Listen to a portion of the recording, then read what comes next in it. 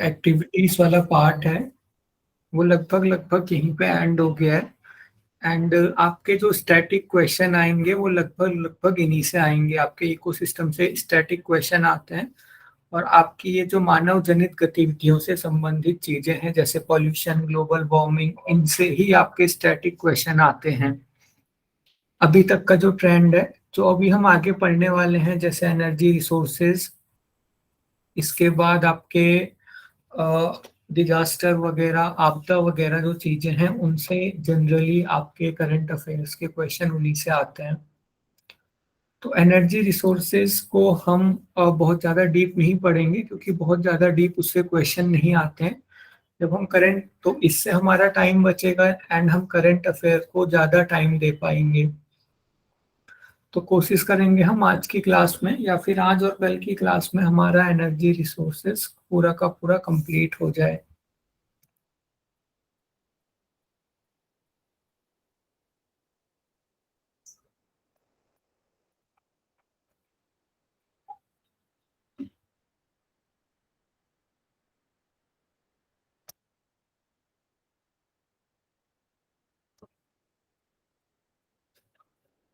Energy resources का मतलब होता है ऐसे रिसोर्सेज, ऐसे संसाधन जिनसे हमें ऊर्जा मिल रही है, चाहे वो ऊर्जा हीट की फॉर्म में हो, चाहे वो ऊर्जा रासायनिक ऊर्जा की फॉर्म में हो, या फिर वो ऊर्जा किसी भी और फॉर्म में हो। ऐसे रिसोर्सेज या फिर ऐसे संसाधन जिससे हमें ऊर्जा की प्राप्ति हो रही है उसे हम एनर्जी रिसोर्सेज कहते हैं।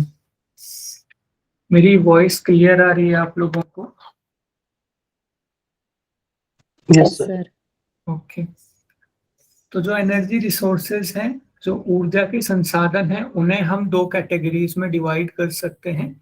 एक है नॉन रिन्यूएबल रिसोर्सेज एंड एक है रिन्यूएबल रिसोर्सेज।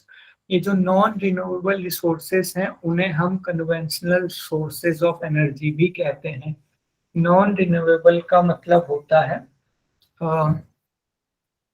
ऐसे सोर्सेज जिस स्पीड से हम उनको यूज कर रहे हैं वो उस स्पीड से फिर से रिप्लेनिश नहीं हो सकते, मीन्स वो फिर से उतनी जल्दी से अर्थ में नहीं बन सकते। उन्हें हम कहते हैं non renewable sources of energy. इसका बेस्ट एग्जांपल है फॉसिल फ्यूल्स। अब जो फॉसिल फ्यूल्स है, जैसे कि आपका पेट्रोल हो गया, आपका कोयला हो गया, ऐसा नहीं है कि ये फिर से नहीं बन रहे हैं, लेकिन इनको बनने में हजारों साल लग जाते हैं। हजारों, अभी हम आगे पढ़ेंगे, हजारों सालों के प्रेशर के बाद, हजारों सालों के हीट के बाद जो कोल है उसका फॉर्मेशन होता है। तो जिस स्पीड से हम इन्हें खर्च कर रहे हैं, जिस स्पीड से हम इनका यूज कर रहे हैं, उस स्पीड से इनकी फॉर्मेशन नहीं हो रही है। इनकी फॉर्मेशन उसके कंपैरिजन में बहुत स्लो हो रही है। तो non renewable energy sources means जिनकी सप्लाई लिमिटेड है, क्योंकि ये अगर बहुत स्लो बन रहे हैं तो उनकी सप्लाई भी लिमिटेड ही है। एंड ये रिप्लेस्ड नहीं हो रहे हैं, क्योंकि बहुत स्लो रिप्लेस हो रहे हैं, तो इसीलिए कहते हैं कि ये एक तरह से ना के बराबर रिप्लेस्ड हो रहे हैं। क्योंकि हजारों साल अगर किसी चीज को बनने में लग रहे हैं और उसे हम प्रतिदिन बहुत जल्दी यूज कर रहे हैं, बहुत ज्यादा उसको प्रतिदिन यूज कर रहे हैं, तो पता नहीं वो कब तक रिप्लेस होगा। इसके अलावा यहाँ पे ये ध्यान रखना है, जिस रेट से हम इन्हें कंज्यूम कर रहे हैं उस रेट से ये प्रोड्यूस नहीं हो रहे हैं। तो ये है नॉन रिन्यूएबल एनर्जी सोर्सेस। अगर आप इनके नाम में भी देखो तो नॉन रिन्यूएबल, रिन्यूएबल का मतलब होता है फिर से बनना। तो ये फिर से नहीं बन रहे हैं जिस स्पीड से हम इनका यूज कर रहे हैं। इन्हें हम कन्वेंशनल सोर्स ऑफ एनर्जी भी कहते हैं। कन्वेंशनल का मतलब पारंपरिक। तो पहले से हम जिन सोर्सेज का यूज कर रहे हैं उनमें ये सोर्स आते हैं, जैसे आपका कोल हो गया, आपका कोयला हो गया, बहुत टाइम से इंसान एनर्जी के लिए यूज कर रहा है, आपका पेट्रोल हो गया, आपका बाकी जो क्रूड ऑयल्स हैं वो सारे के सारे इसमें आ गए। इसके अलावा दूसरे जो आपके रिसोर्सेज हैं उन्हें हम कहते हैं renewable energy sources. Renewable energy sources में ऐसे रिसोर्सेज आते हैं जैसे कि आपका सनलाइट हो गया, विंड हो गया, आपकी बारिश हो गई, टाइड्स जो ज्वार भाटा उठता है समुद्र में, आपकी जियोथर्मल एनर्जी हो गई। जियोथर्मल एनर्जी का मतलब हमारी पृथ्वी के अंदर बहुत सारा लावा है, बहुत सारा मैग्मा है, उसकी जो हीट है उसको जियोथर्मल हीट कहते हैं। तो वो भी एक एनर्जी का सोर्स है। तो रिन्यूएबल एनर्जी में वो सभी एनर्जी के सोर्सेज आ जाते हैं जो कि हमारे पास एक अच्छी खासी क्वांटिटी में अवेलेबल है, जो कि लिमिटेड सप्लाई जिनकी नहीं है उन्हें हम रिन्यूएबल एनर्जी सोर्सेस कहते हैं। जैसे आपकी सनलाइट है, वो कभी खत्म नहीं होने वाली, आप उसको यूज करो, कल फिर से धूप आ जाएगी। तो इसी तरीके से जो हमारी विंड एनर्जी है, विंड जो है वो नेचुरली अर्थ में फ्लो करती है प्रेशर डिफरेंसेस की वजह से। एंड अगर हम उनका यूज भी कर रहे हैं तो कल फिर से जो विंड है वो उसी स्पीड से चलेगी जिस स्पीड से चल रही है। आपका ज्वार भाटा है, ज्वार भाटा समुद्र में क्यों आता है? क्योंकि मून की लोकेशन चेंज होती रहती है। जब मून जो हमारा चंद्रमा है वो पृथ्वी के बहुत ज्यादा पास आ जाता है, तो जो चंद्रमा का गुरुत्वाकर्षण है उसकी वजह से पानी में कुछ मोशन होता है, कुछ मूवमेंट होता है। उसी मोशन और मूवमेंट को हम ज्वार भाटा कहते हैं। अब जो चंद्रमा है वो तो पृथ्वी के चक्कर लगा रहा है, वो फिर से बार बार चक्कर लगाएगा और ज्वार भाटा बार बार उठेगा। तो जब उसका यूज करते हैं एनर्जी के लिए, वो भी आपका रिन्यूएबल सोर्स ऑफ एनर्जी है। इसके अलावा आपका हाइड्रो एनर्जी इसमें आता है, हाइड्रो इलेक्ट्रिसिटी। कोई अगर रिवर है वो फ्लो कर रही है किसी ऊंचे स्थान से किसी निचले स्थान में फ्लो कर रही है, तो ग्रेविटी की वजह से वो फ्लो करेगी ही करेगी। अगर हम वहां पे डैम बना के उसकी एनर्जी को भी यूज कर रहे हैं तो वो भी हमारा रिन्यूएबल सोर्स ऑफ एनर्जी है। इसे हम non conventional source of energy भी कहते हैं। नॉन कन्वेंशनल का मतलब गैर पारंपरिक सोर्स, क्योंकि बहुत पहले से हम विंड का यूज नहीं कर रहे हैं इलेक्ट्रिसिटी को बनाने के लिए, या फिर बहुत पहले से हम ज्वार भाटे का यूज नहीं कर रहे हैं, डैम बनाना हमने अभी अभी शुरू किया है। तो इस तरीके से भी हम डिवाइड कर सकते हैं, कन्वेंशनल यानी कि पारंपरिक सोर्स, नॉन कन्वेंशनल यानी कि गैर पारंपरिक सोर्स। इसी तरीके से renewable sources and non renewable sources. तो सबसे पहले हम बात कर लेते हैं नॉन रिन्यूएबल सोर्सेस के ऊपर, जिनकी लिमिटेड सप्लाई है और जो धीरे धीरे समाप्ति की तरफ जा रहे हैं अगर हम उन्हें ऐसे ही यूज करते गए। तो इसमें सबसे पहले आ जाता है कोल। कोल एक कंबस्टिबल, कंबस्टिबल का मतलब होता है जलने योग्य, जो कि जलने पे कुछ ऊर्जा देती है। तो कोल एक कंबस्टिबल रॉक है, पत्थर है, जो कि मेनली आपका कार्बन का बना होता है। इसके अलावा उसमें कुछ और एलिमेंट्स होते हैं, जैसे आपका हाइड्रोजन हो गया, आपका सल्फर हो गया, ऑक्सीजन, नाइट्रोजन, ये सारे के सारे एलिमेंट्स कोल में होते हैं। ओके, ये तो हमने सर बात। ये कंप्लीटली बर्न हो जाता है? कोल कंप्लीटली बर्न होता है, लेकिन कोल में आपका साथ में जो वेस्ट बनेगा वो कार्बन डाइऑक्साइड की फॉर्म में रहेगा अगर उसका कंप्लीट कंबस्शन हो रहा है। इसके अलावा राख तो बचती है हमारे पास, लेकिन अगर इनकम्प्लीट कंबस्शन आप कर रहे हो, अगर उसका इनकम्प्लीट कंबस्शन हो रहा है कोल का, तो मैंने आपको बताया था वहां पे कार्बन मोनोऑक्साइड बनेगी। तो अगर पूरा जल रहा है वो तो कार्बन डाइऑक्साइड बनेगी, पूरा नहीं जल रहा है, धुआं धुआं करके जल रहा है, तो कार्बन मोनोऑक्साइड बनेगी और बाद में उसकी राख हमारे पास बच जाएगी। तो नॉन रिन्यूएबल एनर्जी सोर्सेज में आपका मैंने बताया था, कोल हो गया, ऑयल हो गया, नेचुरल गैस हो गया, ये तीनों ही एक दूसरे से रिलेटेड है। फॉर एग्जाम्पल अगर जैसे जैसे हम धरती में नीचे की तरफ जाते हैं, ये कोल की फॉर्मेशन कैसे हुई? कोल की फॉर्मेशन इस तरीके से हुई, हजारों साल पहले कुछ प्लांट्स वगैरह रहे होंगे या फिर कुछ एनिमल्स वगैरह की डेड बॉडी रही होगी जो कि धरती के नीचे दब गई, और जैसे जैसे इनके ऊपर धरती की लेयर्स बढ़ती गई तो प्रेशर बढ़ता गया इनके ऊपर। तो जब सबसे ज्यादा प्रेशर जिस चीज के ऊपर पड़ा वो हमारा नेचुरल गैस बन गई, थोड़ा सा कम प्रेशर में ऑयल बन गया और थोड़ा सा कम प्रेशर में वो कोल रह गया। यानी कि जो कोल है अगर उसी के ऊपर थोड़ा और प्रेशर पड़ता तो वो चेंज हो जाता ऑयल, ऑयल यानी कि पेट्रोल वगैरह, और इन्हीं के ऊपर अगर थोड़ा और प्रेशर पड़ता तो ये आपका नेचुरल गैस बन जाता। तो ये के बारे में अभी पढ़ेंगे हम। एक बार ये कुछ आया था प्रेशर के अकॉर्डिंग आप लोग इसे एडजस्ट कीजिए कि ज्यादा प्रेशर में किस चीज का फॉर्मेशन हो रहा है, तो ये अभी हम पढ़ेंगे। इसके अलावा न्यूक्लियर एनर्जी हम कहते हैं कुछ रेडियो एक्टिव एलिमेंट्स होते हैं। आप लोग नाम बताइए एक दो रेडियो एक्टिव एलिमेंट्स का। यूरेनियम। Uranium sir, uranium. हाँ जी, आपका यूरेनियम हो गया, आपका थोरियम हो गया।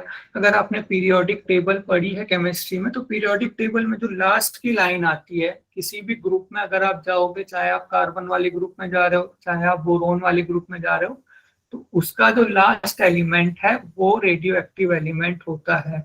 यूरेनियम अभी हम सबसे ज्यादा यूज करते हैं एनर्जी के लिए। अभी थोरियम के ऊपर भी काम चल रहा है, लेकिन ये आपने ऐसे समझना है, न्यूक्लियर एनर्जी मीन्स जब हम रेडियो एक्टिव एलिमेंट्स का यूज कर रहे हैं एनर्जी के प्रोडक्शन के लिए।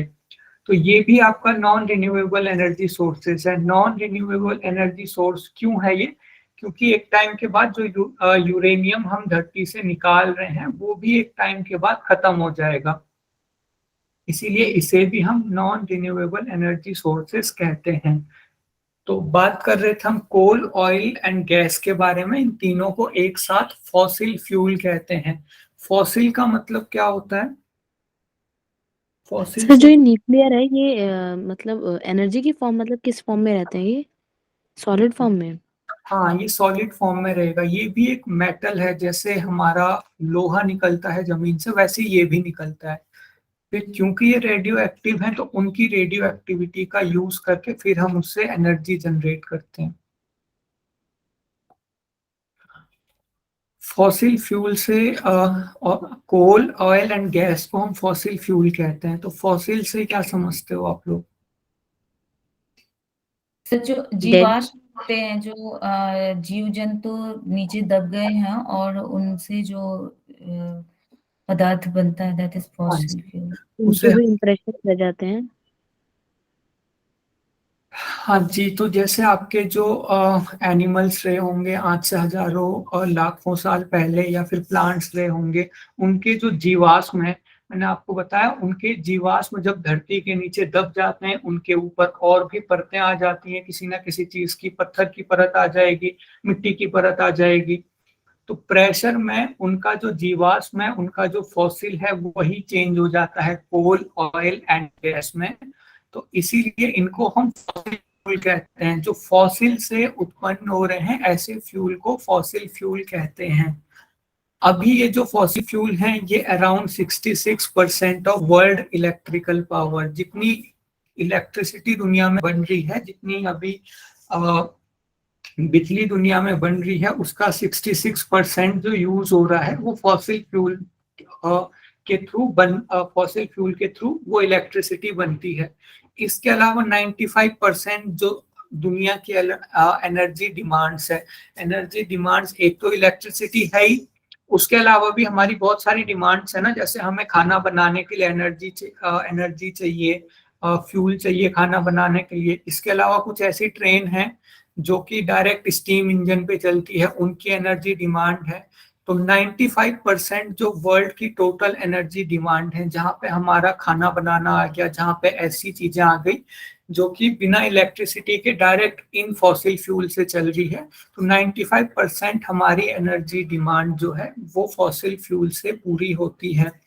जितने भी अभी आप देखो अरब कंट्रीज हैं, गल्फ कंट्रीज हैं, जैसे सऊदी अरेबिया, इसके अलावा वेनेजुएला, जितनी भी वहाँ पे कंट्रीज हैं, दुबई, तो वहाँ पे आज तक कोई ऐसी स्पेशल इन्वेंशन नहीं हुई, लेकिन वो कंट्रीज फिर भी आज की सबसे रिच कंट्रीज हैं। वहाँ पे सबसे ज्यादा प्रॉस्पेरिटी है, संपन्नता है। उसके पीछे का रीजन क्या है? कि उनके पास फॉसिल फ्यूल का भंडार है, उनके पास कोल, ऑयल एंड गैस का भंडार है। एंड क्योंकि अभी 21वीं सदी चल रही है, तो 21वीं सदी में जिसके पास जितना एनर्जी का भंडार है, जिसके पास जितना एनर्जी के रिसोर्सेस हैं, वो देश अभी उतना ही पावरफुल बन रहा है। हमारा जो यूएस है, अमेरिका है, या फिर रशिया है, इसके अलावा चाइना है, ये एक तरह से तीन सुपर पावर बने हुए हैं अभी पूरे वर्ल्ड के, तो उसके पीछे का रीजन कहीं ना कहीं ये भी है, या फिर हमारा जो देश है वो थोड़ा सा लैग कर रहा है, थोड़ा सा हमारे देश में पॉवर्टी है। इसके पीछे का रीजन कहीं ना कहीं ये भी है कि ये जो अमेरिका हो गया या फिर चाइना हो गया या फिर रशिया हो गया, इनके पास अपने ऊर्जा के भंडार हैं। हमें अभी तक ये पता है कि गल्फ कंट्रीज के पास ही बस पेट्रोल या फिर कोल वगैरह है, लेकिन उससे उसके साथ ही रशिया भी बहुत बड़ा एक्सपोर्टर है पेट्रोल का, कोल का, नेचुरल गैस का। अमेरिका भी बहुत बड़ा एक्सपोर्टर है कोल, ऑयल, नेचुरल गैस का। तो ये एक तरह से अभी की शक्तियां हैं फॉसिल फ्यूल के ऊपर, क्योंकि अभी पूरी की पूरी दुनिया डिपेंड है। तो इसीलिए ये अभी एक तरह की शक्ति है कि जिन देशों के पास फॉसिल फ्यूल है उन देशों का वर्चस्व उतना ज्यादा बना हुआ है। तो कोल कैसे बनता है, कोल की फॉर्मेशन कैसे होती है, 3 स्टेज यहाँ पे दी हुई हैं। सबसे पहले जिस टाइम पे डायनासोर का इरा रहा होगा, डायनासोर का जो काल है, उस टाइम पे जो बड़े बड़े पेड़ होंगे या फिर बड़े बड़े एनिमल्स होंगे, जब उनकी मृत्यु हुई तो लाखों सालों के बाद, मिलियंस ऑफ ईयर्स के बाद, वो जो है मिट्टी के तले दब गए, उसके ऊपर पानी भी आ गया। अगर जो अर्थ है उसकी कंडीशन चेंज हुई होगी तो उनके ऊपर पानी की भी एक लेयर आ गई, उसके ऊपर मिट्टी की लेयर आ गई, एंड धीरे धीरे और नीचे गहरा उनके ऊपर लेयर बनती गई, क्योंकि जो अर्थ है वो भी एक डायनामिक कंडीशन में रहती है। यहाँ पे पहाड़ बनते रहते हैं, अगर हम हजारों लाखों साल की बात करें तो पहाड़ बनते रहते हैं, फिर पहाड़ से फिर से मैदानी इलाका बनता है, फिर से वहां पे समुद्र आ जाएगा। इस तरह से अर्थ की कंडीशन भी चेंज होती रहती है। तो हजारों लाखों सालों के बाद जो हीट एंड प्रेशर है वो इन डेड प्लांट एंड एनिमल्स को बदल देते हैं कोल में, कोयले में। इसीलिए इसे हम फॉसिल फ्यूल कहते हैं। तो जो कोल की फॉर्मेशन होती है वो 3-4 स्टेजेस में होती है। सबसे पहली स्टेज है जिसे हम पीट कहते हैं, उसके बाद दूसरी स्टेज है जिसे हम लिग्नाइट कहते हैं, उसके बाद तीसरी स्टेज है जिसे हम बिटुमिनस कोल कहते हैं, एंड चौथी स्टेज है जिसे हम एंथ्रासाइट कहते हैं। एक बार ये क्वेश्चन आया था कि कोल की सबसे बेस्ट फॉर्म क्या है, वो है हमारी एंथ्रासाइट, जिसे हम हार्ड कोल कहते हैं। अब फॉर एग्जांपल ये जो आपके डेड प्लांट एंड एनिमल थे, जब इनके ऊपर प्रेशर आएगा, तो जब थोड़ा सा इनके ऊपर प्रेशर आएगा तो सबसे पहले ये बनेंगे पीट में, उसके बाद फिर से हीट एंड प्रेशर इस पे पड़ेगा तो ये टर्न हो जाएगा लिग्नाइट में, फिर से हीट और प्रेशर इसके ऊपर पड़ेगा तो वो बन जाएगा बिटुमिनस कोल में, एंड लास्ट में जब और ज्यादा इनके ऊपर प्रेशर आएगा, ऊपर से और ज्यादा इन्हें पृथ्वी की हीट मिलेगी, तो ये चेंज हो जाएंगे एंथ्रासाइट में, जिसे हम हार्ड कोल कहते हैं। अभी जो हमारे मोस्टली जो हमारे एनर्जी सोर्सेस के रूप में यूज होता है वो है हमारा बिटुमिनस कोल एंड हमारा एंथ्रासाइट। अब जैसे जैसे ये आगे बढ़ रहे हैं, जैसे जैसे इनकी स्टेज आगे बढ़ती है, वैसे वैसे इनका हीट कंटेंट बढ़ता चला जाता है। हीट कंटेंट पता है आप लोगों को, हीट कंटेंट क्या होता है?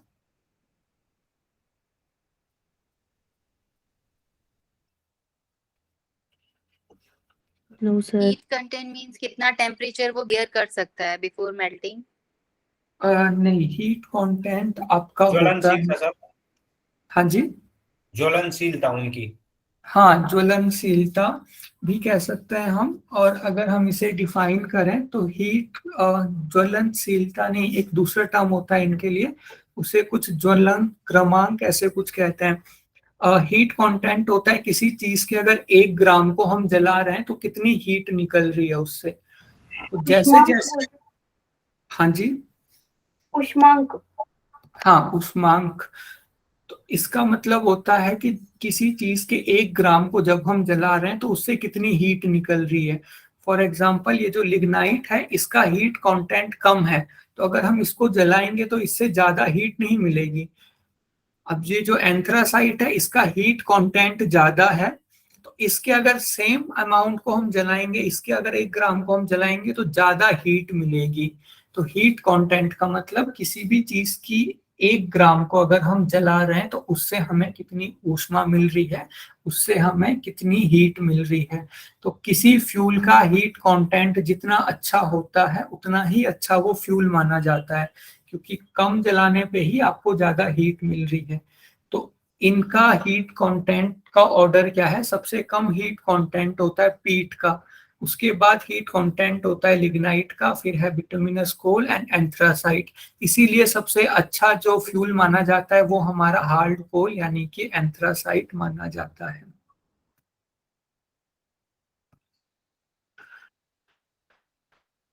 सर ये जहाँ पर भी जैसे नेचुरल पेट्रोलियम या ये सब बहुत ज्यादा पाए जाते हैं, जैसे सऊदी अरेबियन या और भी जिनके नाम लिए आपने, तो मतलब ऐसा मान सकते हैं कि वहाँ पर ये फॉसिल्स या किस रीजन से मतलब वहाँ पे इतना ज्यादा होगा? वहां पे मतलब बहुत ज्यादा आप ऐसे कह रहे हो वहां पे बहुत ज्यादा फॉसिल वगैरह पाए जाने का कारण क्या है? यस सर, क्योंकि इतना पेट्रोलियम हो रहा है तो क्या हम ये मान सकते हैं क्या कि बहुत ज्यादा वहाँ पे फॉसिल्स रहा होगा या इसके कारण हाँ, ऐसा संभव है?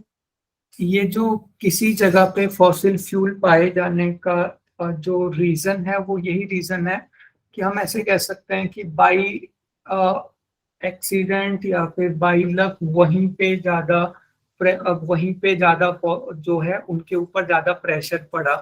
मींस अर्थ के उसी पार्ट में जो फॉसिल थे वो धीरे धीरे चेंज हो गए कोल की फॉर्म में। इसके पीछे एज सच कोई रीजन नहीं है कि वहाँ की कुछ जियोग्राफिकल कंडीशन कुछ अलग है, ऐसा कुछ भी नहीं है, क्योंकि वो थोड़े से समुद्र के पास है। तो एक तो वहां पे जितने जो भी फॉसिल वगैरह रहे होंगे उनके ऊपर पानी की एक और लेयर आ गई, क्योंकि धीरे धीरे समुद्र भी फैल रहे हैं, समुद्र का भी जो साइज है वो धीरे धीरे बढ़ रहा है, तो उनके ऊपर पानी की लेयर और आ गई, तो और उनके ऊपर प्रेशर आ गया।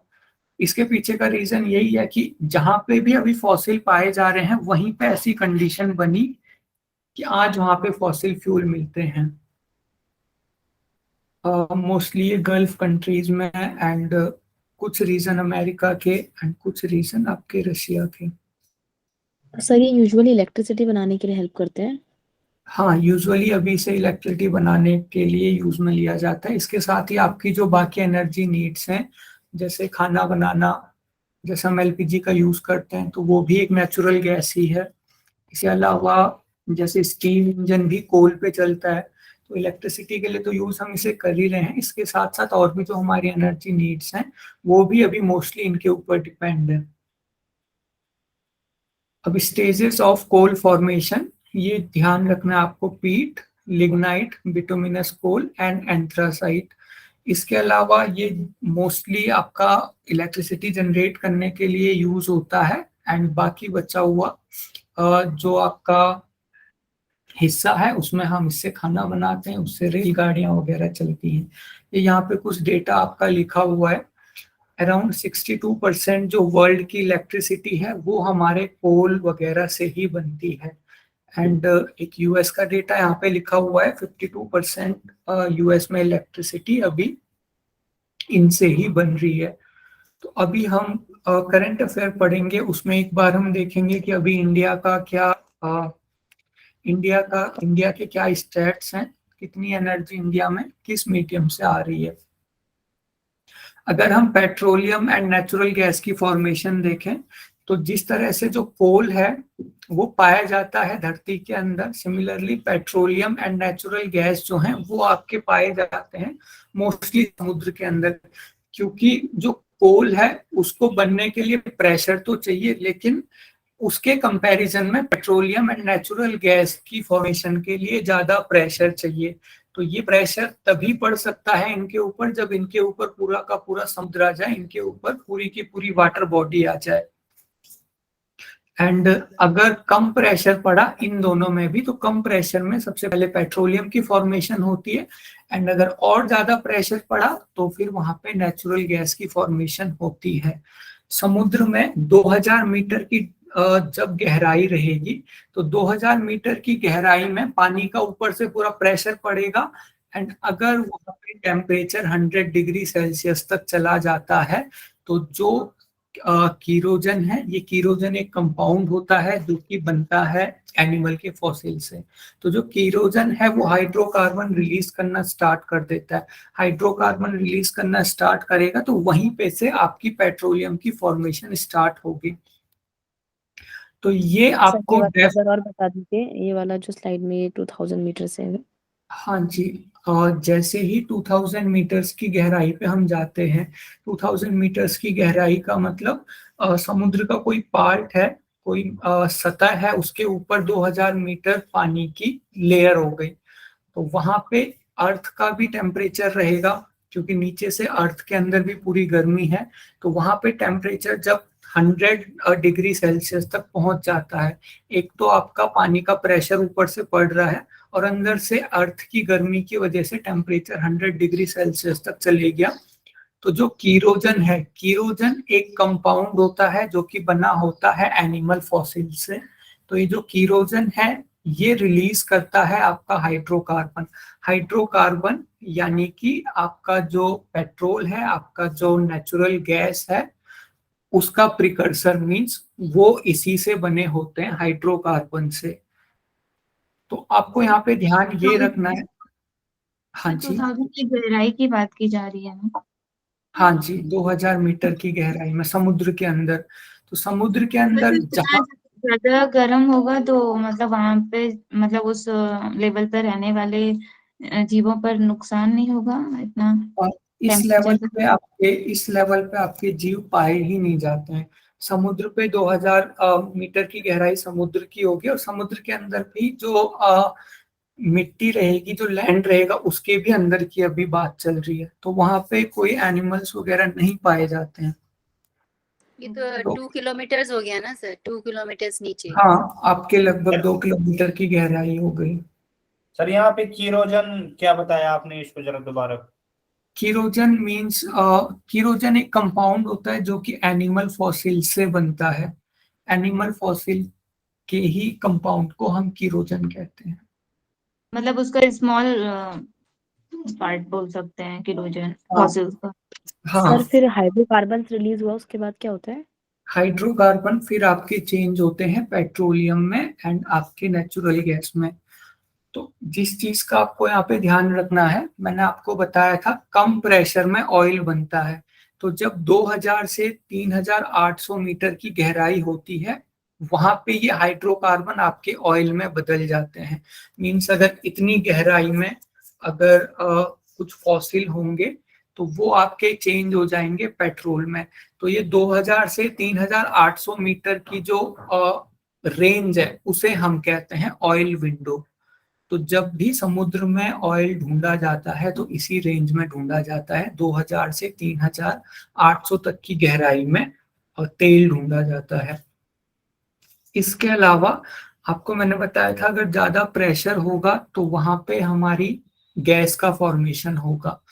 तो लगभग 3800 से 500 मीटर की जब गहराई होगी, जब गहराई किसी जगह की गहराई अगर और ज्यादा है, 3800 से 5000 मीटर तक अगर हम गहराई पे चले जाएंगे, तो ये जो हाइड्रोकार्बन है फिर ये चेंज होने लगते हैं गैस में। आपकी जो मीथेन गैस है या फिर आपकी जो नेचुरल गैस है, वहां पे यह उसमें यह हाइड्रोकार्बन चेंज होने लगते हैं। एंड इसी गहराई को हम कहते हैं गैस विंडो। गैस विंडो आपकी होती है 3800 मीटर से लेकर के 5000 मीटर तक, यानी कि 3.8 किलोमीटर से लेकर के आपके 5 किलोमीटर की गहराई तक गैस पाई जा सकती है, उसे हम गैस विंडो कहते हैं। तो ये डेप्थ का आप लोग याद रख सकते हो, 2 किलोमीटर से लेकर के 3.8 किलोमीटर की गहराई तक। वहां पे जो प्रेशर रहेगा वो प्रेशर ऑयल बनाता है, इसीलिए उसे हम ऑयल विंडो कहते हैं। और अगर और ज्यादा गहराई होगी तो और प्रेशर बढ़ेगा, तो 3.8 किलोमीटर से लेकर के 5 किलोमीटर तक वहां पे हमारा पाया जाता है गैस। तो इसीलिए हम उसे गैस विंडो कहते हैं। सब वाटर का जैसे O2 होता है और इसका नहीं वाटर नहीं ऑक्सीजन का O2 होता है, और वाटर का क्या कहेंगे? वाटर का H2 होता है। ये तो ये जो H2 जो है सर, ये फॉसिल्स का के कारण ही हाइड्रोक्लोरिक कार्बन जो बन रहा है सर, इसकी वजह से ही होता है क्या वाटर में? नहीं, यहाँ पे केमिकल रिएक्शन नहीं हो रही है। ये जस्ट वाटर के साथ कोई रिएक्शन नहीं हो रही है। वाटर बस इनके ऊपर प्रेशर देने का काम कर रहा है। जब भी अगर कभी किसी कुएं में अगर आपने जाके देखा होगा, तो जैसे जैसे हम कुएं में अंदर की तरफ जाते हैं वैसे वैसे पानी का प्रेशर हमारे ऊपर पड़ता है। तो ये जो गहराई है ये बस प्रेशर देने का काम कर रही है। पानी इनके साथ रिएक्ट नहीं कर रहा है, पानी बस इनके ऊपर प्रेशर बना रहा है। और बाकी ये जो रिएक्शन हो रही है ये इनके खुद में हो रही है प्रेशर की वजह से, और नीचे धरती की जो गर्मी है उसकी वजह से, हीट एंड प्रेशर की वजह से रिएक्शन हो रही है। और सर फिर ये तो धरती के अंदर, उसके अंदर रहता होगा ना, जैसे पानी के अंदर भी फिर खोदना पड़ता होगा जमीन को। पानी के अंदर भी जमीन को खोदना पड़ता है, वहां पे ये मिलता है oil and natural gas. Usually भी ये सर हम जो ऑयल्स सर वगैरह तो मतलब धरती को खोद के ही निकालते हैं ना, ऑयल्स वगैरह। हाँ हाँ जी, वो आपके धरती में ही मिलेंगे, क्योंकि इतना प्रेशर उनको चाहिए बनने के लिए, तो जितना हमें बहुत अंदर जाना पड़ेगा, वो प्रेशर जहाँ पे वो प्रेशर होगा वहीं पे ये चीजें फिर मिलेंगी। सर ये कुछ जो गैस liquid निकल रही है liquid- यही एलपीजी होती है ना, जो हम कुकिंग और इसमें यूज करते हैं? ये जो आपकी गैस निकल रही है इसे हम कहते हैं नेचुरल गैस। इसी को दो फॉर्म में हम यूज करते हैं, सीएनजी एंड एलपीजी। सीएनजी का मतलब होता है compressed natural gas, and LPG का मतलब होता है लिक्विड पेट्रोलियम गैस, एलपीजी। तो ये जो नेचुरल गैस निकल रही है, यहाँ पे जो निकलेगी उसे हम नेचुरल गैस कहेंगे। उसको हम दो तरीके से यूज करते हैं, सीएनजी एंड एलपीजी। सर क्या डिफरेंस है दोनों में, सीएनजी और एलपीजी में? सीएनजी को थोड़ा कम कंप्रेस्ड रखा जाता है एंड एलपीजी आपकी थोड़ी सी ज्यादा कंप्रेस्ड होती है। इसके अलावा जो नेचुरल गैस है थोड़ा सा केमिकल कंपोजिशन चेंज हो जाता है। दोनों ही आपके क्लीन फ्यूल हैं और दोनों का ही जो हीट कंटेंट है लगभग लगभग सेम है, पर इनके कंप्रेशन की वजह से कि कौन सी गैस कितनी कंप्रेस्ड है इसकी वजह से, और कुछ केमिकल कंपोजिशन की वजह से इनको हम दो टाइप में जान रहे हैं, लेकिन इनका लगभग लगभग हीट कंटेंट सेम ही होता है। इसीलिए आपने देखा होगा ये जो सीएनजी है, थोड़ी सी इनमें डिफरेंस ये है कि जो सीएनजी है वो ट्रांसपोर्ट करने में इजी है, जो एलपीजी है वो हम ट्रांसपोर्ट इजीली नहीं कर सकते हैं। इसके अलावा जो सीएनजी है वो बहुत ज़्यादा कंबस्टिबल नहीं है, बहुत ज़्यादा ज्वलनशील नहीं है। वो एलपीजी बहुत ज़्यादा ज्वलनशील है। तो एलपीजी हम घरों में यूज करते हैं एक सिलेंडर के अंदर, और सीएनजी को हम इसीलिए यूज कर सकते हैं गाड़ियों वगैरह में जहाँ पे कि उसको हीट भी मिल रही है तो वो एकदम से फटे ना। तो ये कुछ एक डिफरेंसेस हैं सीएनजी एंड एलपीजी के बीच में। अब जो आपके फॉसिल फ्यूल हैं उनको हम कुछ तरीकों से यूज कर सकते हैं। सबसे पहले फ्यूल को जला के एक तो हम खाना बनाना वगैरह में इसका यूज करते हैं। इससे इलेक्ट्रिसिटी कैसे जनरेट होगी, सबसे पहले हम फ्यूल को जलाएंगे, उससे पानी को गर्म करेंगे, एंड पानी को गर्म करके जो आपकी स्टीम बनेगी, जो भाप बनेगी, वो टरबाइन को घुमाने के काम में आती है, एंड टरबाइन के घूमने से आपकी इलेक्ट्रिसिटी का जनरेशन होता है। इस तरीके से हम फॉसिल फ्यूल से एनर्जी बनाते हैं। फॉसिल फ्यूल के आपके कुछ एडवांटेजेस हैं एंड फॉसिल फ्यूल के कुछ डिसएडवांटेजेस हैं। तो एडवांटेज क्या क्या है? एडवांटेज ये है कि आप एक ही जगह में बहुत सारी इलेक्ट्रिसिटी बना सकते हो। आपको बहुत सारा बस कोयला लेके आना है, और अभी ये जो कोल है ये बहुत ज़्यादा कॉस्टली नहीं है, बहुत ज़्यादा इकोनॉमिक है, अभी बहुत ज़्यादा सस्ता है। तो एक तो जो आपकी इलेक्ट्रिसिटी है वो बहुत सस्ते में बन जा रही है, और एक ही जगह में आप उसे बना सकते हो, बिजली बना सकते हो। इसके अलावा आपका जो ऑयल या गैस है उसको ट्रांसपोर्ट करना भी इजी है। जैसे कि हम पेट्रोल को देखते हैं, उसको ट्रांसपोर्ट करना इजी है। इसके अलावा जो आपके गैस फायर्ड पावर स्टेशन हैं वो काफ़ी एफिशिएंट होते हैं। एफिशिएंट का मतलब, पावर स्टेशन का मतलब है जहाँ पे कि इलेक्ट्रिसिटी बन रही है। तो तो ये बहुत ज़्यादा एफिशिएंट है। बहुत ज़्यादा एफिशिएंट क्यों है? क्योंकि वहाँ पे बहुत सारी इलेक्ट्रिसिटी एक साथ बन सकती है। आप बहुत सारा कोयला ले आओ तो उसकी हेल्प से आप ज़्यादा इलेक्ट्रिसिटी बना सकते हो।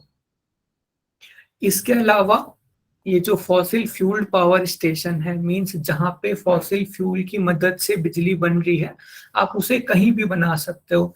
उसके लिए आपको ऐसा नहीं है कि आप इस जगह नहीं बना सकते हो, इस जगह बना सकते हो। जैसे सोलर एनर्जी का मैंने आपको बताया था कि जो धूप है वो भूमध्य रेखा के आसपास ज्यादा पड़ती है और पोल्स में वो कम पड़ती है। तो सोलर एनर्जी अगर आपको लगानी है तो आप भूमध्य रेखा के पास ही लगा सकते हो। जो जगह भूमध्य रेखा के जितनी पास होगी सोलर एनर्जी उतनी ज्यादा ही वहां पे बनेगी। लेकिन अगर उसके कंपैरिजन में अगर हम ये फॉसिल फ्यूल देखें तो भले ही कोयला आपको कहीं भी मिल रहा है, आप वहां से ट्रांसपोर्ट कर सकते हो एंड दूसरी जगह आप उससे इलेक्ट्रिसिटी बना सकते हो। तो ये तो इसका एडवांटेज हो गया। इसके साथ ही इसका बहुत सारा डिसएडवांटेज है, जैसे कि मेन जो इसका ड्रॉबैक है वो है पॉल्यूशन। इसकी वजह से ही ग्रीन हाउस इफेक्ट हो रहा है। जो हमने पढ़ा था, ग्रीन हाउस इफेक्ट की मेन गैस आपकी कार्बन डाइऑक्साइड थी एंड ग्रीन हाउस इफेक्ट की वजह से ग्लोबल वार्मिंग फिर हो रही थी। इसके अलावा जो कोल है, अगर हम उसको जलाएंगे तो उसमें थोड़ा सा सल्फर कंटेंट भी होता है। पेट्रोलियम में तो हमने पढ़ा ही था कि वहां पे भी सल्फर होता है। तो इन दोनों को ही जलाने से सल्फर ऑक्साइड रिलीज होती है जो कि आपके एसिड रेन में कंट्रीब्यूट करती है। इसके अलावा ऑयल स्पिल्स का मतलब होता है अगर आप कहीं पे ऑयल को इंपोर्ट कर रहे हो, फॉर एग्जांपल आपका गल्फ कंट्रीज में ऑयल को निकाल रहे हैं एंड वहां से अगर इंडिया में उस ऑयल को लेके आना है तो बड़े बड़े जहाजों पे उसको लेके आते हैं। तो अगर उस जहाज से ऑयल लीक होना स्टार्ट हो जाए तो पूरा का पूरा जो तेल है वो पूरे वाटर बॉडी में फैल जाएगा, उसे हम ऑयल स्पिल्स कहते हैं। तो क्योंकि इतने सारे ऑयल्स को ट्रांसपोर्ट किया जा रहा है महासागरों के रास्ते से, तो बहुत सारा तेल जो है वो महासागरों में फैल गया है, क्योंकि बहुत सारे जहाज बीच में लीक हो जाते हैं, कोई प्रॉब्लम हो जाती है। तो इसकी वजह से वहां रहने वाली जो बायोडाइवर्सिटी है उसको दिक्कत हो जाती है। वहां पे की जो मछलियां हैं वो मरना स्टार्ट हो जाती है। इसके अलावा एक और इसका डिसएडवांटेज है कि कोल की माइनिंग करना बहुत ज़्यादा डिफिकल्ट है, बहुत ज़्यादा डेंजरस है। जो भी लोग कोल की माइनिंग करते हैं उन्हें धीरे धीरे एक डिजीज हो जाती है जिसे हम एम्फाइसीमा कहते हैं। आप लोगों ने पढ़ा एम्फाइसीमा के बारे में? No sir. आपके एनाटॉमी में है, आपके रेस्पिरेटरी सिस्टम में। एम्फाइसीमा हम कहते हैं जो आपके एल्वियोलाई हैं वो एक बलून की तरह वर्क कर रहे हैं ना। अगर हम इनहेल कर रहे हैं तो वो बलून इनलार्ज हो रहे हैं, वो जो गुब्बारे हैं फूल रहे हैं। इस तरीके से हवा हमारी चेस्ट में आ रही है एंड जब हम एक्सेल करते हैं तो वो गुब्बारे प्रेस्ड होते हैं, हवा हमारी रेस्पिरेटरी सिस्टम से बाहर चले जाती है। लेकिन एम्फाइसीमा की कंडीशन में क्या होगा, जो एल्वियोलाइज हैं उनकी जो वॉल्स है, उनकी जो सतह है उसकी इलास्टिसिटी खत्म हो जाती है। मीन्स जो आपका बलून था उसकी इलास्टिसिटी खत्म हो गई, तो आप चाह के भी उसके अंदर ज्यादा हवा नहीं भर सकते। तो इस कंडीशन को हम एम्फाइसीमा कहते हैं। तो एम्फाइसीमा के मेन दो कॉज हैं। पहला कॉज है स्मोकिंग और दूसरा कॉज है जहाँ पे भी माइनिंग वगैरह होती है। तो माइनिंग वगैरह। हाँ जी सर जैसे आप ये बोल रहे हो कि चेस्ट में वो जो ब्रीथ है वो आ जाती है और चेस्ट से बाहर निकलता है, मतलब वो एक्सलेशन इनहेल अच्छे से हो रहा है। लेकिन जब वो चीज नहीं होती है तो वो जैसे कि फिर वो जो कृत्रिम ऑक्सीजन दी जाती है वो वाली कंडीशन आ जाती है ना। हाँ, वो तो उसका ट्रीटमेंट हो गया। अभी मैं आपको डिजीज के बारे में बता रहा हूँ। फिर तो आपको अगर ज्यादा ये कंडीशन हो गई तो फिर आपको जो आप कह रहे हो कृत्रिम ऑक्सीजन वो देना पड़ता है। लेकिन अभी मैं आपसे कॉज की बात कर रहा हूँ। अब बहुत सारी कंडीशन में ऑक्सीजन को हम इनहेल नहीं कर पाते हैं, लेकिन पर्टिकुलरली एम्फाइसीमा की कंडीशन में क्या होगा, एम्फाइसीमा की कंडीशन में आपकी जो एल्वियोलाई है उनकी जो वॉल है उसकी इलास्टिसिटी खत्म हो जाती है। दो इसके मेन कॉज हैं। पहला कॉज मैंने आपको बताया स्मोकिंग, दूसरा कॉज है जहाँ पे भी माइनिंग वगैरह होती है, तो माइनिंग वगैरह करने से बहुत सारी धूल, बहुत सारे मेटल के कण हमारे रेस्पिरेटरी सिस्टम में जाते हैं एंड इनकी वजह से और जो हमारा एल्वेओलाइज है उनकी इलास्टिसिटी खत्म हो जाती है। माइनिंग क्या है सर? माइनिंग क्या होता है? ये पॉइंट खनन खनन इस साइड में नहीं है ना मेंशन, माइन आपने जो अभी पॉइंट को खनन, हाँ जी रिपीट करो। क्या खनन? हाँ, जो भी नेचुरल रिसोर्सेज हैं धरती पर उनको निकालना वो खनन माइनिंग कहलाता है। हाँ जी, कहीं पे अगर हम खोद के निकाल रहे हैं किसी चीज को तो उसे खनन कहते हैं, माइनिंग कहते हैं। जितने भी सर ये पोल्यूशन भी कॉज नहीं है सर? ये एल्वेओलाई के जो आप बोल रहे हैं बलून टाइप होता है उसको पोल्यूशन भी तो एक कॉज हो सकता है। और ये फॉसिल फ्यूल आपके पॉल्यूशन के कॉज तो हैं, ये तो हमने इनिशियली डिस्कस किया ना अभी। सर नहीं, वो बोल रही शायद एम्फाइजिमा जो है इसके पोल्यूशन भी कॉज हो सकता है। हाँ, एम्फाइसीमा पोल्यूशन का कॉज हो सकता है, लेकिन उसके लिए एम्फाइसीमा होने के लिए बहुत ज्यादा अमाउंट में आपका कार्बन डाइऑक्साइड या फिर आपका जो टॉक्सिक गैस है वो बहुत ज्यादा अमाउंट में हमारे रेस्पिरेटरी सिस्टम में जानी चाहिए, तब किसी को एम्फाइसीमा होता है। लेकिन अभी कहीं पे पॉल्यूशन का स्तर इतना है नहीं कि आपका ये एम्फाइसीमा डेवलप कर लेगा। जैसे बहुत ज्यादा जो पॉल्यूटेड रीजन है जैसे दिल्ली वगैरह, अगर बहुत लंबे टाइम तक हम वहां पे रह रहे हैं तो एम्फाइसीमा हो सकता है। लेकिन जिन लोगों का बार बार रेस्पिरेटरी सिस्टम टॉक्सिक गैसेस को एक्सपोज हो रहा है, जैसे कि जो लोग स्मोकिंग कर रहे हैं या फिर जिनका रेस्पिरेटरी सिस्टम बार बार धूल के कणों से एक्सपोज हो रहा है, बार बार किसी मेटल के कणों से एक्सपोज हो रहा है, तो उनको ज्यादा प्रोबेबिलिटी होती है एम्फाइसीमा होने की। ओके सर तो दिल्ली वालों को होगा ही। हाँ, दिल्ली वालों को ये डेवलप हो सकता है। जब हमने एयर क्वालिटी इंडेक्स पढ़ा था तो वहाँ पे हमने रेंजेस देखी थी, तो जो रेड रेंज में जहाँ पे आपकी एयर क्वालिटी आ जाती है, तो अगर हम वहाँ पे लंबे टाइम के लिए अगर रह रहे हैं तो फिर धीरे धीरे रेस्पिरेटरी जो प्रॉब्लम्स हैं वो स्टार्ट होने लगती हैं, निश्चित है वो फिर स्टार्ट होंगी रेस्पिरेटरी प्रॉब्लम। तो भस्त्रिका हमारा करना पड़ेगा सर इसके लिए प्राणायाम? हाँ जी, भस्त्रिका आपने प्राणायाम करना पड़ेगा इसके लिए? हाँ, प्राणायाम इसके लिए करना पड़ेगा, लेकिन अगर हम पॉल्यूशन में प्राणायाम करें तो शायद उससे और ज्यादा निगेटिव इम्पैक्ट आ सकता है। वही सर। तो सर वो कुंजल वुंजल करने से हो जाएगा? कुंजल वगैरह एस्मा अस्थमा के लिए बहुत अच्छा माना जाता है। एम्फाइसीमा के लिए आपके कुछ प्रैक्टिसेस अच्छी मानी जाती हैं। अब ये सारी की सारी ये प्रैक्टिसेस उन सभी बीमारियों में है जहाँ पे हमारी रेस्पिरेटरी कैपेसिटी कम हो गई। तो एक तो ऐसे में आपकी बैक बेंडिंग बहुत अच्छी मानी जाती है। बैक बेंडिंग में जैसे आपका भुजंगासन हो गया, उष्ट्रासन हो गया। अगर आप कभी किसी अस्थमा के पेशेंट को या फिर ये जितने भी पेशेंट हैं एम्फाइसीमा वगैरह के पेशेंट हैं, अगर आप इनको इनहेलेशन के साथ बैक बैंड करवा रहे हो तो आप थोड़ी सी साउंड सुन सकते हो इनकी चेस्ट में एल्वेओलाइज के ओपन होने की। तो एक तो इनके लिए ये बैक बैंड हो गया। कुछ प्राणायाम जैसे भस्त्रिका अभी बोला, भस्त्रिका वगैरह भी रेस्पिरेटरी कैपेसिटी इंक्रीज करता है। इसके अलावा आपका कुंजल हो गया एंड धोती। अब कुंजल और धोती तभी हेल्प करेंगे जब रेस्पिरेटरी डिजीज कफ की वजह से हुआ है, पर अगर रेस्पिरेटरी डिजीज कफ के बजाय किसी और वजह से हुआ है तो वहां पे कुंजल और धोती बहुत ज्यादा हेल्प नहीं करेंगे।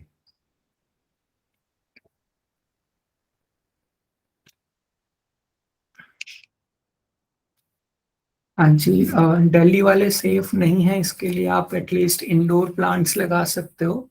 नासा ने अभी एक शायद 3 से 4 साल पहले 10-12 प्लांट की लिस्ट जारी की थी जो कि इंडोर के लिए बहुत अच्छे होते हैं।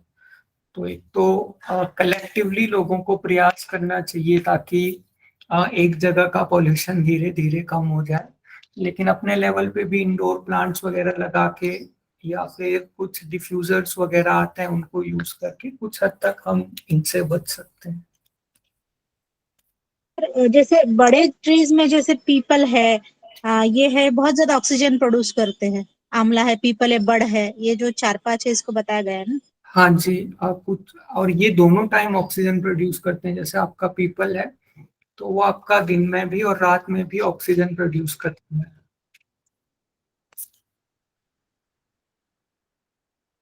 तो क्लास हमारी आज की यहीं पे एंड हो गई है। रिन्यूएबल एनर्जी सोर्सेस हमारे कंप्लीट हो गए हैं। आपका कोई क्वेश्चन है तो आप लोग पूछ सकते हो, और नहीं तो कल की क्लास में फिर हम नॉन रिन्यूएबल एनर्जी सोर्सेस को कंप्लीट करेंगे। सर ये जो नेचुरल रिसोर्सेज हैं सर वो खत्म हमारे होने यहाँ का एक एक मतलब रीजन मेनली बताइए। अ,